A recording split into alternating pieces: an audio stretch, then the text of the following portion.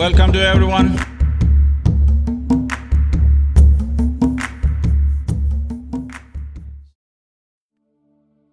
सुरक्षा पाने और खुद को बचाने की कोशिश में आप किसी चीज के आधार पर अपनी पहचान बना लेते हैं, वरना पहचान बनाने का और कोई फायदा नहीं है। कृपया देखिए, आपकी पहचान आपको किसी चीज से जुड़े होने का झूठा बोध कराती है, जिसे आप वैसे भी एक दिन छोड़ देंगे। जब आप किसी ऐसी चीज के रूप में खुद को पहचानने लगते हैं जो आप नहीं हैं, तब आपकी बुद्धि पर पर्दा पड़ जाता है। ये उसी पहचान के चारों ओर घूमने लगती है। आप खुद को जिस भी रूप में पहचानते हैं, आपकी बुद्धि केवल उसी के इर्द गिर्द काम करती है। कृपया देखिए। हाँ, अगर आप खुद को अपने धर्म, राष्ट्रीयता, अपने परिवार से पहचानते हैं, तो ये केवल उसी के इर्द गिर्द काम करती है। ये एक तरह की पूर्व धारणा है ना? एक पूर्व धारणा वाला मन देख नहीं सकता। एक पूर्व धारणा वाला मन जीवन की सच्चाई प्रकट नहीं कर सकता। बस इतनी सी ही बात है। जब मैं पूर्व धारणा कहता हूं, तो मेरा मतलब कई अलग अलग स्तरों की पूर्व धारणा से है। नहीं, मैं बहुत ही खुले मन का हूं, मुझ में पूर्व धारणा नहीं है। ठीक है, आपकी पूर्व धारणा बहुत फैली हुई है। आपका मन अपनी एक पहचान बनाकर काम कर रहा है। जब कोई पहचान बन जाए तो यह पूर्व धारणा है। एक दिन एक आदमी मर गया और वो स्वर्ग गया। वहां ईश्वर ने खुद स्वर्ग का दरवाजा खोला, उसका स्वागत किया और कहा, देखो, मुझे कुछ काम निपटाकर आने हैं। क्या तुम मेरे लिए कुछ देर दरवाजे का ध्यान रख सकते हो? मैं जल्दी ही वापस आऊंगा। उसे बहुत अच्छा लगा, क्योंकि वो ईश्वर की जगह ले रहा था। ये अच्छा है। भगवान की जगह लेना कोई छोटा सम्मान नहीं है ना? दरवाजे का ध्यान रखना है, पर ठीक है, क्योंकि वो भगवान का काम कर रहा था। वो कुछ होने का इंतजार कर रहा था, और उसे हैरान परेशान करते हुए उसकी पत्नी दरवाजे पर प्रकट हुई। उसने कहा, क्या तुम यहां क्या कर रही हो? ये कोई लोकल बार नहीं है। तुम मेरे पीछे कैसे आ गई? पत्नी ने कहा, मैं अंतिम संस्कार से घर वापस आ रही थी, मेरी कार की टक्कर हो गई और मैं यहां पहुंच गई।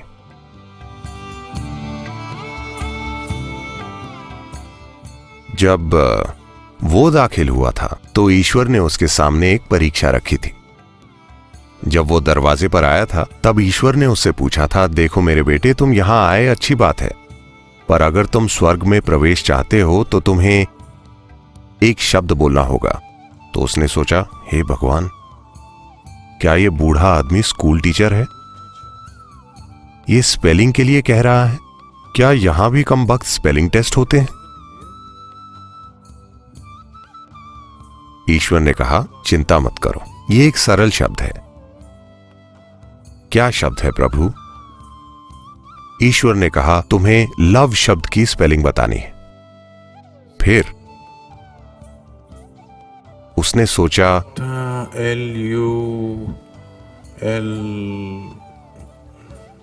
उसने कई लोगों से आई लव यू कहा था, पर उसने कभी कोई पत्र नहीं लिखा था। इसलिए उसने सोचा, LULVLOLOVE। ईश्वर ने कहा, तुम पास हुए, आओ। उसने कहा, ठीक है, मैं अंदर पहुंच गया। अब जब उसकी पत्नी आई तो उसने कहा, ठीक है, तुम यहां आ गई हो, पर अंदर जाने के लिए तुम्हें एक स्पेलिंग बतानी होगी। पत्नी ने कहा, चलो भी, अगर तुम एक स्पेलिंग बताकर अंदर जा सकते हो, तो क्या मैं नहीं जा सकती? मुझे वो शब्द बताओ। उसने पत्नी की ओर देखा और कहा, चेकोस्लोवाकिया।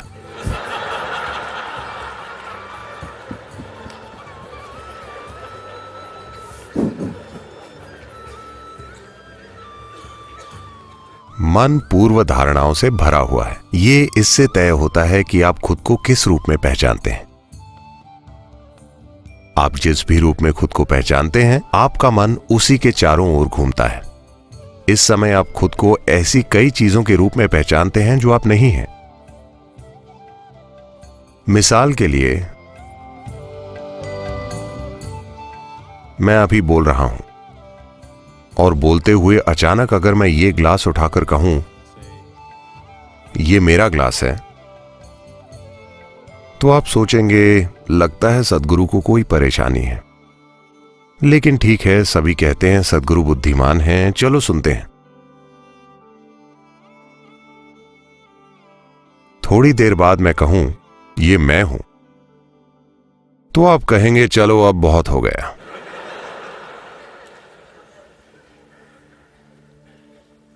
ये बहुत ज्यादा है। कृपया देखिए, आपके साथ यही हुआ है। इसे समझने के कई तरीके हैं।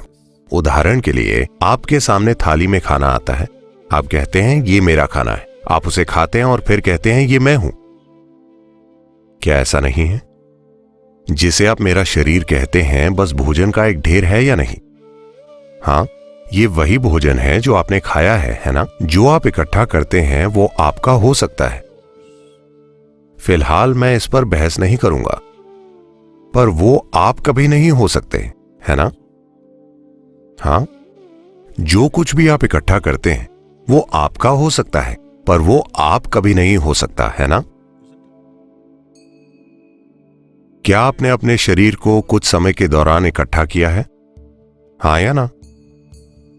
हां या ना? क्या आपने मन को समय के साथ इकट्ठा किया है? हां, पर अभी आप दोनों चीजों को मैं कह रहे हैं, है ना? और ये यही नहीं रुकता,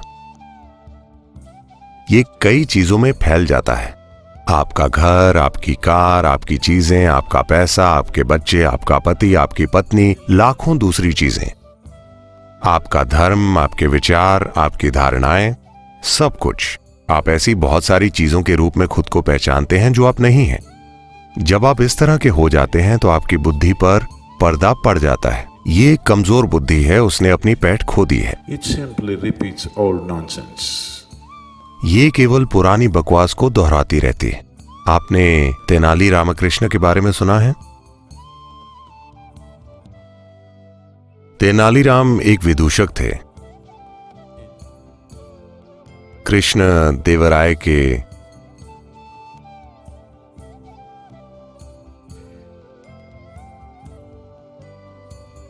दरबार में अकबर बीरबल के साथ भी ऐसी ही चीजें हुई, पर हम दक्षिण भारतीय कहानी पर ध्यान देंगे। जब कृष्ण देवराय छोटे बच्चे थे तब कुछ राजनीतिक कारणों से उनकी मां को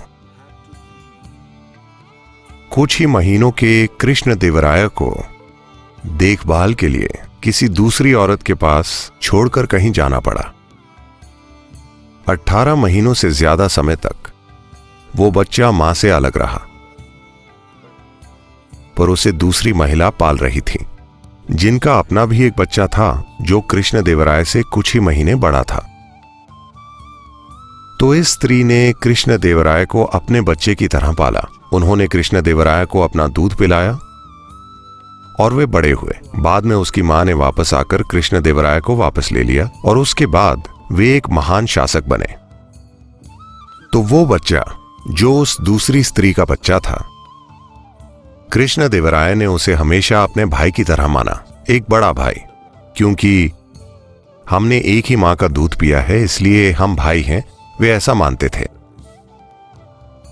तो आभार प्रकट करने के लिए उन्होंने उस लड़के को कुछ गांव दे दिए और कहा आप अपना राज्य बनाओ।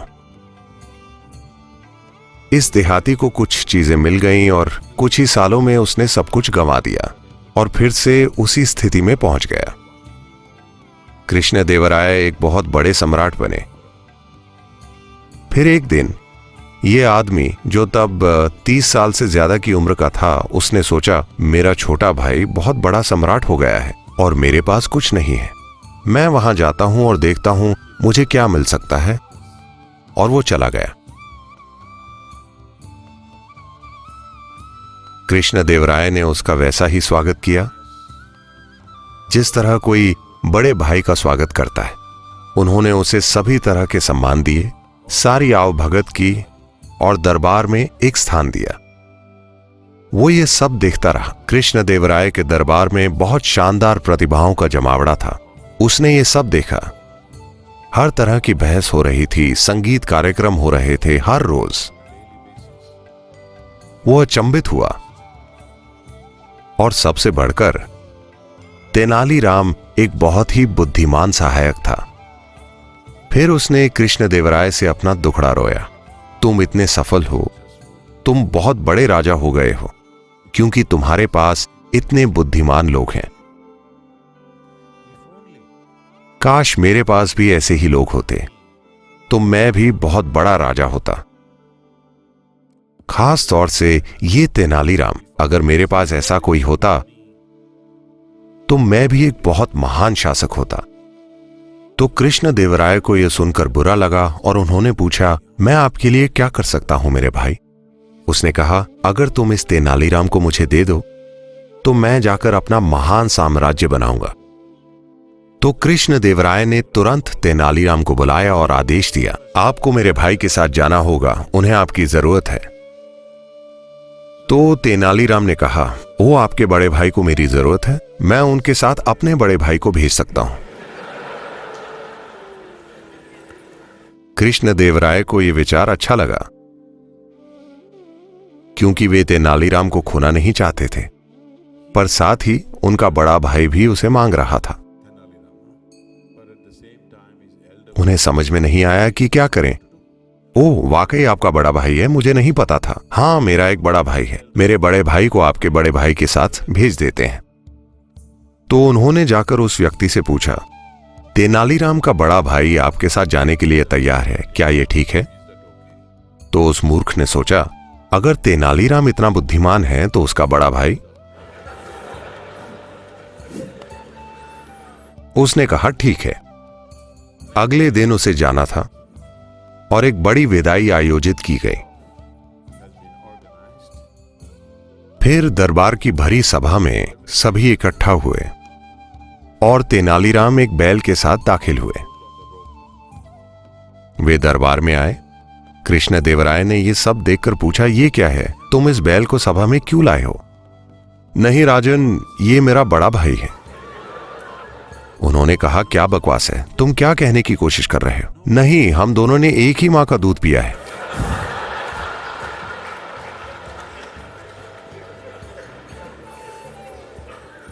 जब आप ऐसी चीज के रूप में खुद को पहचानने लगते हैं जो आप नहीं हैं, तब आपकी बुद्धि किसी काम की नहीं होती, ये बस दोहराती रहती है। So this repetitive intelligence is what we are referring to as karma. तो इस दोहराने वाली बुद्धि को ही हम कर्म कहते हैं। जब हम किसी को पहले से तय ढर्रों से गुजरते देखते हैं, चाहे वे कितनी भी अच्छी परिस्थितियों में हों। आज सुबह सूरज बहुत अच्छी तरह से ऊपर आया, पर कोई दुखी है। फूल खिल रहे हैं, मौसम अच्छा है, सब कुछ शानदार है, पर कोई दुखी है। तब हम कहते हैं, अरे ये उसका कर्म है। हम ये क्यों कह रहे हैं? ये उसकी अपनी करनी है, क्योंकि उसने ऐसे पैटर्न बनाए हैं जो खुद को दोहराते हैं। वो सूर्योदय का आनंद लेने में सक्षम नहीं है, वो सुंदर मंद हवा का आनंद लेने में सक्षम नहीं है, वो फूलों की सुगंध लेने में सक्षम नहीं है। उसके कर्म चल रहे हैं, उसके सिर में जो चल रहा है वो उस पर राज कर रहा है। ये कर्म है। कर्म का अर्थ है करनी, आपकी करनी, या दूसरे शब्दों में जीवन का आपका अनुभव 100% आपकी करनी है, ये किसी दूसरे की करनी नहीं है।